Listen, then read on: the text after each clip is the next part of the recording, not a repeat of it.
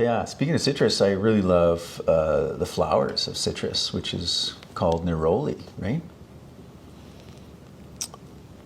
So there's a place on the map, you can look it up, it's sort of middle and a bit that way of the country, called Neroli.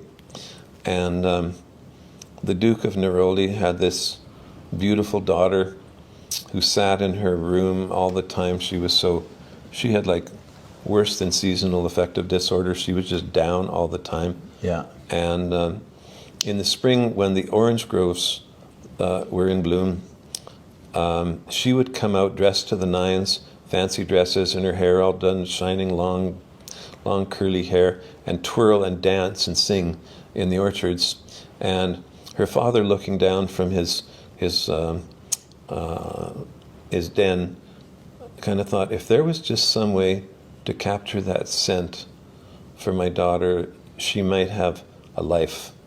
So he put it on the court alchemist, given some incentive, like have this by next Tuesday or your scrotum will be hanging on pikes in the town square. Yeah. So in 1725, for the first time, he distilled orange blossoms, actually from the bitter orange trees,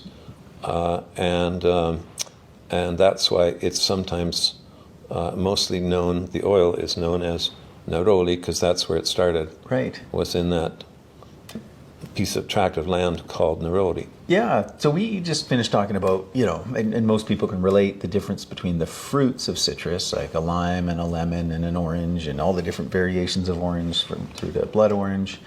We talked about the rind, where the essential oil comes from. How about the flower? Like, do you get that much difference of chemistry, like between flowers, or are they all kind of like a citrus flower is a citrus flower? They come up very rarely. I think it was something like tangerine once that somebody had at one of the conferences, and it was just lovely. Yeah. We have, as you have done, we have it's not native, it's an introduced shrub that grows here. It's called mock orange usually. Right. It doesn't grow little oranges, but the flowers smell exactly pretty much like orange blossoms do. Yeah, yeah. And that's one that's really nice for stress, anxiety, things like big hormone switches in women, like going through menopause. You're getting a little wingy. Yeah. Breathing the neroli. It's just so heady.